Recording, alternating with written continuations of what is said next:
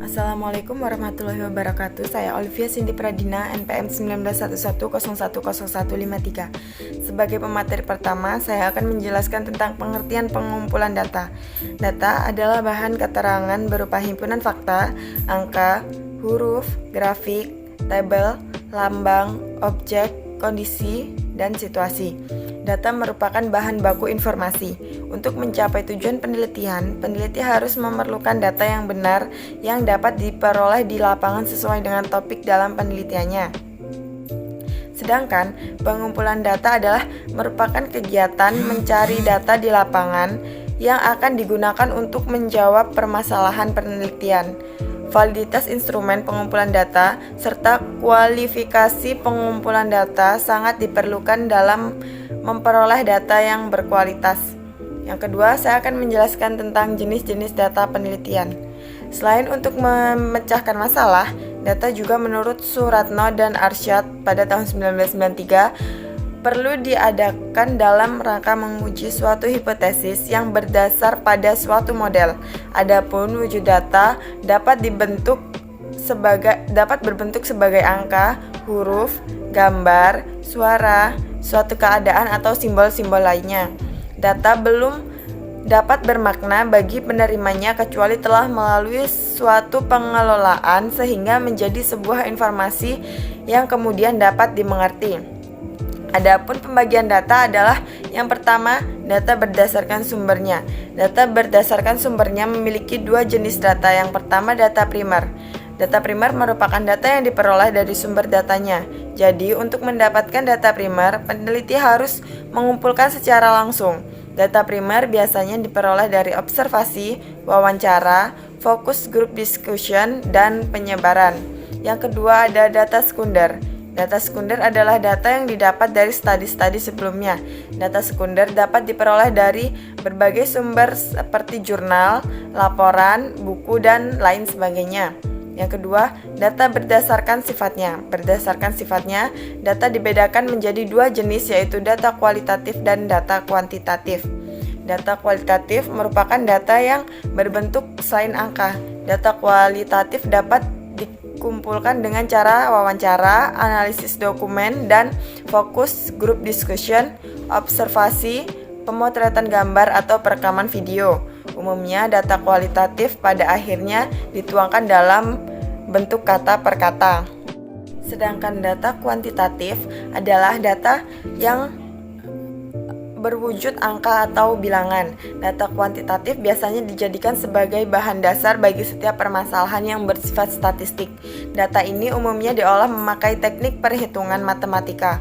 Data kuantitatif diklasifikasikan oleh Sciotto dan Sodik pada tahun 2015 menjadi dua, yaitu data kuantitatif berdasarkan proses atau cara mendapatkannya dan data kuantitatif berdasarkan tipe skala pengukuran yang digunakan.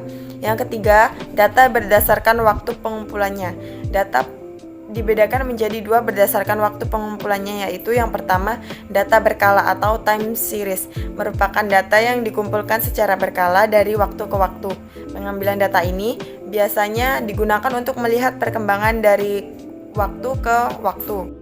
Yang kedua adalah data cross-section, merupakan data yang diperoleh pada waktu yang telah ditentukan untuk mendapatkan gambaran atau kegiatan pada saat itu. Materi selanjutnya akan dibacakan oleh pemateri yang kedua. Baik, Assalamualaikum warahmatullahi wabarakatuh. Izin perkenalkan, nama saya Muhammad Yahya Ayas, NPM 1911010366 dari Prodi PAI kelas K semester 5 akan menjelaskan tentang teknik pengambilan data penelitian kualitatif.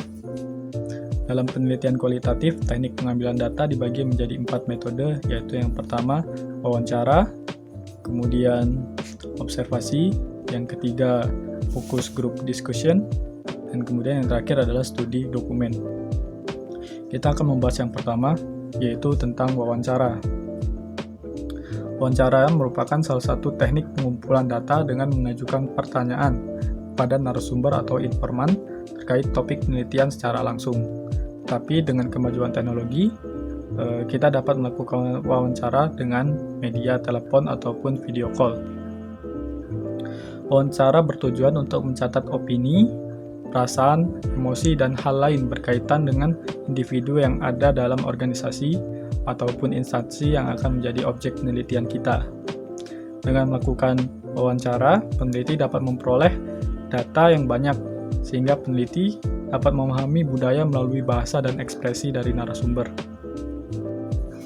Selanjutnya, wawancara dibagi menjadi 3 jenis, yaitu wawancara terpimpin, wawancara bebas, dan kemudian wawancara bebas terpimpin. Wawancara juga memiliki kelebihan dan kekurangan. Yang pertama yaitu kelebihannya adalah memperoleh respon yang tinggi dari informan jika dibandingkan dengan penggunaan kuesioner yang mungkin untuk tidak dapat dikembalikan kepada peneliti. Kemudian yang kedua, dapat memperjelas maksud pertanyaan karena langsung berhadapan dengan narasumber yang berhubungan langsung dengan fokus yang akan kita teliti. Selanjutnya yang ketiga, dapat sekaligus melakukan observasi terkait materi-materi penelitian yang kita butuhkan. Selanjutnya kekurangan wawancara, yang pertama tentu saja memerlukan waktu dan biaya yang banyak. Kemudian kedua, faktor subjektivitas peneliti dapat menangkap makna dari jawaban narasumber. Selanjutnya yang ketiga, dalam kondisi tertentu dapat membuat rasa tidak nyaman kepada narasumber dari pertanyaan-pertanyaan yang kita ajukan. Selanjutnya yang kedua, teknik observasi. Observasi adalah teknik yang dipakai untuk mengumpulkan data penelitian lewat pengamatan dan penginderaan. Peneliti kemudian membuat laporan berdasarkan apa yang dilihat, didengar, dan dirasakan dalam proses observasi. Selanjutnya, observasi dilakukan untuk mendapatkan gambaran yang lebih nyata dan detail mengenai suatu peristiwa atau problem yang akan kita teliti.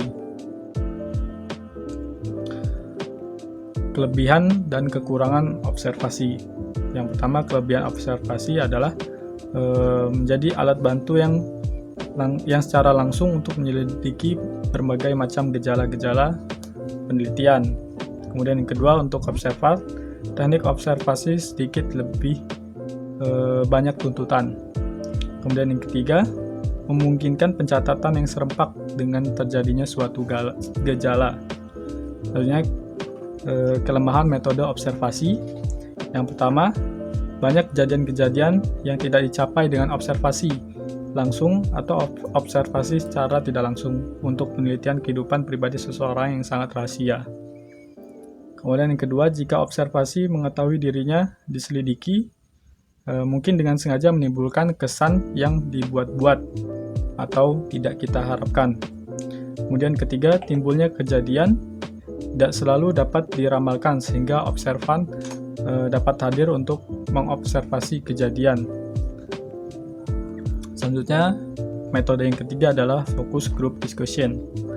Focus group discussion ini adalah teknik pengumpulan data kualitatif yang selanjutnya berproses dalam pengambilan data. Peneliti mengadakan diskusi bersama beberapa responden mengenai topik penelitian untuk mengetahui pandangan atau pemahaman mereka perihal objek yang akan kita teliti. Tujuan utama dari focus group discussion ini adalah untuk memperoleh interaksi data yang dihasilkan dari suatu diskusi kelompok partisipan ataupun responden. Dalam hal ini meningkatkan kedalaman informasi, menyingkap berbagai aspek suatu fenomena kehidupan, sehingga fenomena tersebut dapat didefinisikan dan diberi penjelasannya. Selanjutnya, kekurangan dan kelebihan dari metode focus group discussion. Yang pertama, kelebihannya adalah diskusi yang bebas dan terbuka di antara para responden menghasilkan ide-ide baru yang dapat sangat berguna untuk pengambilan hasil kesimpulan dari penelitian. Selanjutnya yang kedua, focus group discussion ini tidak statis atau tidak tetap. Moderator dapat membawa perubahan apapun untuk memfasilitasi diskusi dengan lebih baik selama diskusi kelompok. Dinamisme ini memungkinkan hal yang lebih baik dalam hal informasi yang diperoleh. Selanjutnya, Yang ketiga adalah ekspresi selain yang berbentuk verbal seperti gerakan dan aktivitas yang dirangsang dapat memberikan wawasan yang bermanfaat bagi penyelenggara. Kemudian kekurangan FGD yang pertama, meskipun moderator dapat mengendalikan diskusi, sejauh mana ia dapat mengontrol diskusi tergantung pada pengalamannya. Moderator yang tidak berpengalaman mungkin menghadapi masalah dalam mengendalikan beberapa peserta yang mencoba untuk mendominasi grup diskusi. Kemudian yang kedua ada responden mungkin enggan untuk membagikan beberapa ide dan masalah sensitif secara publik. Kemudian yang ketiga, karena ukuran sampel yang kecil dan heterogen individu, hasil mungkin tidak memadai untuk membuat proyeksi gambaran gabungan dari situasi tersebut. Selanjutnya yang terakhir, yaitu ada metode studi dokumen.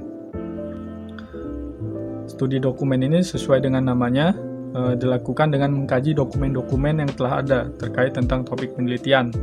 Dokumen tersebut dapat berupa surat, arsip, foto, notulen rapat, jurnal, buku harian, atau catatan-catatan penelitian ahli-ahli sebelumnya. Dokumentasi ini mempunyai kelebihan dan kekurangan. Yang pertama yaitu kelebihannya adalah efisien dari segi waktu, kedua efisien dari segi tenaga, kemudian yang ketiga efisien dari segi biaya metode, di mana metode dokumentasi ini menjadi efisien karena data yang dibutuhkan tinggal mengutip atau memfotokopi saja dari dokumen yang sudah ada. Namun demikian metode ini tentunya banyak kekurangannya juga. Yang pertama yaitu validitas data rendah atau masih bisa diragukan, dan juga data yang diperoleh bisa juga bersifat masih dapat berubah sesuai dengan penelitian-penelitian yang terbarukan. Selanjutnya yang kedua ada reliabilitas data rendah, masih bisa diragukan. Seperti yang sudah saya jelaskan tadi, data yang ada belum tentu valid karena masih dapat berubah terkait dengan hasil penelitian ataupun penemuan terbaru. Baik, cukup begitu sampai di situ penjelasan terkait dengan metode penelitian kualitatif, pengambilan data berdasarkan penelitian kualitatif. Saya cukupkan. Wabillahi taufiq wal hidayah. Wassalamualaikum warahmatullahi wabarakatuh. Nama saya Imam Prasetyo. Di sini saya akan menjelaskan tentang teknik pengumpulan data penilaian kuantitatif. Jadi, teknik pengumpulan data penilaian kuantitatif itu ada 4. Pertama ada angket atau kuesioner. Kuesioner merupakan alat teknik pengumpulan data yang dilakukan dengan cara memberikan seperangkat pertanyaan atau pernyataan tertulis kepada responden untuk dijawabnya. Kuesioner merupakan teknik pengumpulan data yang efisien bila peneliti tahu pasti variabel yang akan diukur dan tahu apa yang bisa diharapkan dari responden. Kuesioner memiliki fungsi serupa dengan wawancara, namun hanya berbeda dalam implementasinya. Jika wawancara disampaikan oleh peneliti kepada responden secara lisan, maka implementasi angket adalah responden mengisi kuesioner yang disusun oleh peneliti. Hasil data angket ini tidak berupa angka, namun berupa deskripsi. Kelebihan dari teknik kuesioner itu ada 4. Yang pertama, daftar pertanyaan untuk sumber data bisa dalam jumlah banyak dan tersebar. Yang kedua, responden tidak merasa terganggu karena dapat mengisi daftar pertanyaan tersebut dengan memilih waktu di mana ia luang. Yang ketiga, daftar pertanyaan secara relatif lebih efisien untuk sumber data yang banyak. Yang keempat, karena daftar pertanyaan biasanya tidak mencantumkan identitas responden, maka hasilnya dapat lebih objektif. Lalu kelemahan dari teknik kuesioner itu ada 3. Yang pertama itu tidak ada jaminan bahwa daftar pertanyaan itu akan dijawab dengan sepenuh hati. Yang kedua, daftar pertanyaan cenderung tidak fleksibel. Pertanyaan yang harus dijawab terbatas karena responden cukup menjawab pertanyaan yang dicantumkan di dalam daftar, sehingga pertanyaan tersebut tidak dapat dikembangkan lagi sesuai dengan situasi. Yang ketiga, pengumpulan data tidak dapat dilakukan secara bersama-sama dan pertanyaan yang lengkap sulit untuk dibuat. Lalu teknik pengumpulan data kuantitatif yang kedua ada teknik wawancara. Wawancara dapat dilakukan dengan individu tertentu untuk mendapatkan data atau informasi tentang masalah yang berhubungan dengan suatu objek tertentu atau orang lain. Instrumen penelitian dari teknik wawancara dapat menggunakan pedoman wawancara atau interview guide dan daftar cocok atau checklist. Lalu yang ketiga ada teknik observasi. Dalam menggunakan observasi, cara yang paling efektif adalah melengkapinya dengan format atau belangko pengamatan sebagai instrumen pertimbangan. Kemudian format yang disusun berisi item-item tentang kejadian atau tingkah laku yang digambarkan. Dari peneliti berpengalaman, diperoleh suatu petunjuk bahwa mencatat data observasi bukanlah sekedar mencatat, tetapi juga mengadakan pertimbangan, kemudian mengadakan penilaian kepada skala bertingkat. Misalnya, memperhatikan reaksi penonton televisi, bukan hanya mencatat reaksi tersebut, tetapi juga menilai reaksi tersebut apakah sangat kurang atau tidak sesuai dengan apa yang dikehendaki. Lalu yang keempat, ada teknik tes. Tes merupakan aktivitas penghimpunan data dengan cara pengujian pengetahuan, kemampuan sikap, keterampilan, dan bakat intelektual. Sekian penjelasan dari saya akhiri. Wassalamualaikum warahmatullahi wabarakatuh.